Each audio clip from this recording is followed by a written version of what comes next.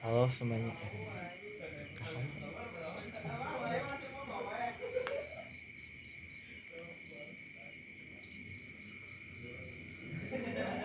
Halo, saya Ili Rahman Agam Farid dengan NIM 12440500176, Jurnalistik 3A.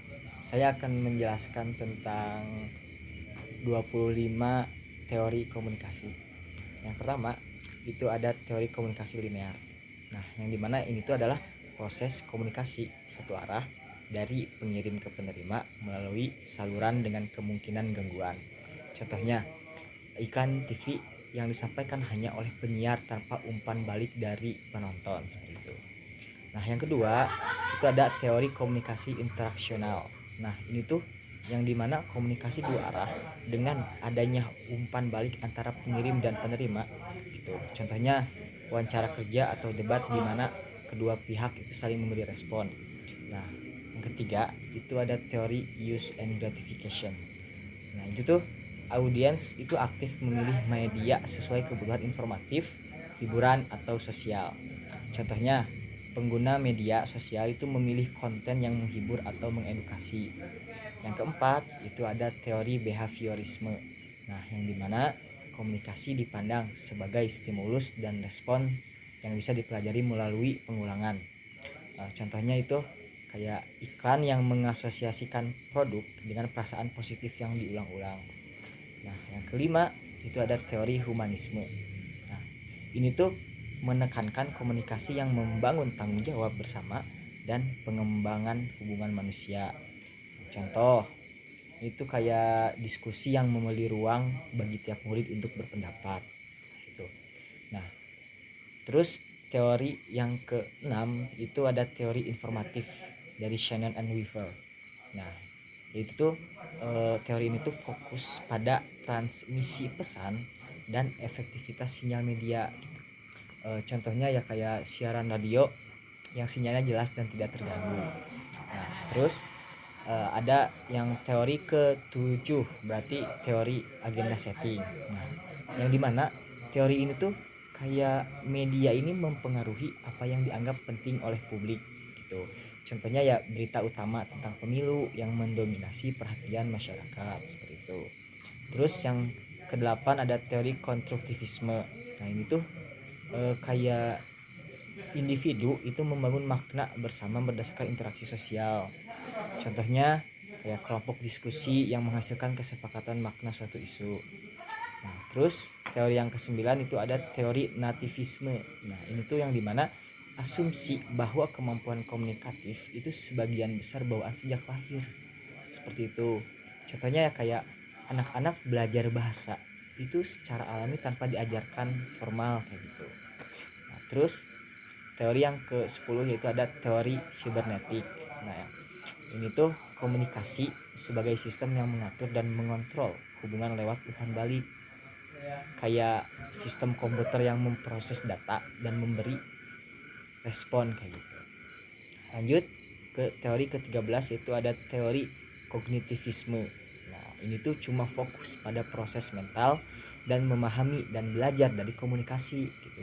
Contohnya kayak pembelajaran melalui presentasi yang membantu perubahan pemahaman siswa seperti itu. Nah, lanjut teori ke-12. Nah, itu ada teori ketergantungan media. Nah, yang dimana pengaruh media terhadap individu tergantung pada kebutuhan dan kondisi sosial. Contohnya, saat krisis itu masyarakat lebih tergantung pada informasi dari media. Seperti itu.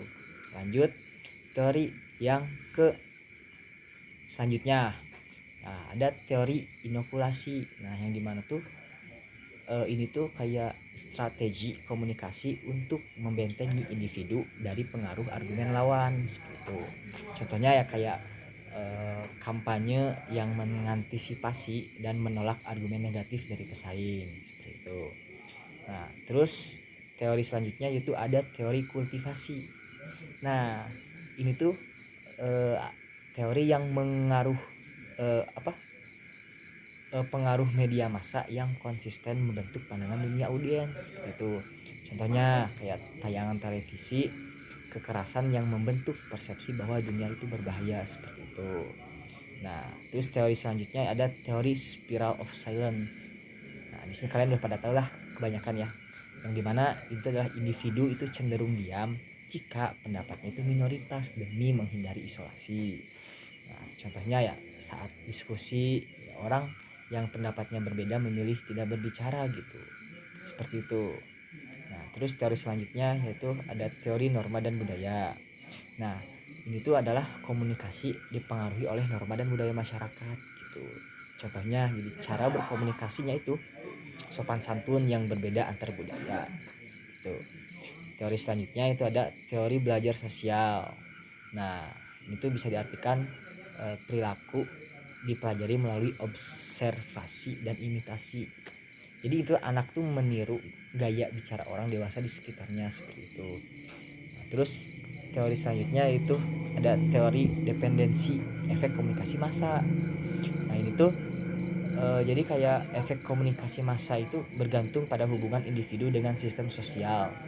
Contohnya saat memilih produk, pengaruh iklan lebih besar pada konsumen yang belum mengenal produk. Seperti itu. Nah, terus teori selanjutnya ada teori analisis transaksional, yang dimana komunikasi antar individu berdasarkan transaksi psikologis yang saling memengaruhi. Contoh, pertukaran pesan antara atasan dan bawahan di tempat kerja. Seperti itu.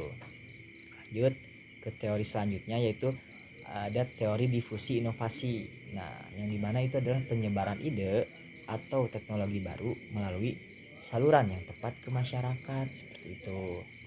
Contohnya kayak adopsi smartphone di sebuah komunitas melalui pengaruh pengguna awal.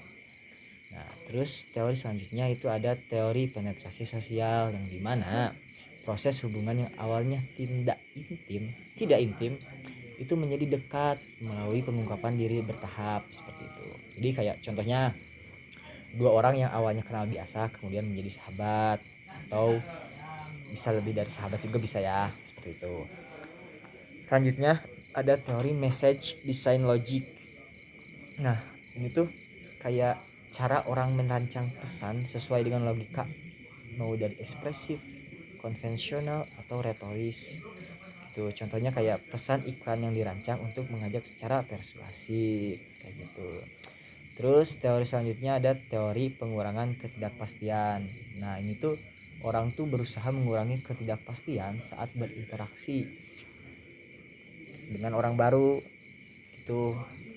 Nah, contohnya kayak bertanya pada teman tentang kebiasaan rekan baru agar interaksi lancar gitu. Jadi kita tuh udah mengetahui dia tuh seperti apa lewat teman saya sendiri kayak gitu. Terus ada teori selanjutnya itu ada teori pelanggaran harapan, yang dimana respon terhadap perilaku yang tidak sesuai dengan ekspektasi dalam komunikasi. Nah, contohnya kayak reaksi saat seseorang tiba-tiba berbicara kasar dalam diskusi santai seperti itu. Selanjutnya ada teori akomodasi komunikasi. Nah, yang dimana itu kayak penyesuaian gaya komunikasi untuk mengurangi perbedaan atau menonjolkan perbedaan seperti itu. Contohnya kayak mengubah bahasa atau dialek saat berkomunikasi dengan orang dari wilayah yang berbeda seperti itu. Nah, itu adalah 25 teori komunikasi. Oke, semuanya terima kasih. Saya Aidil Rahman Agam Alfarid. Mohon maaf. Terima kasih. Sampai jumpa.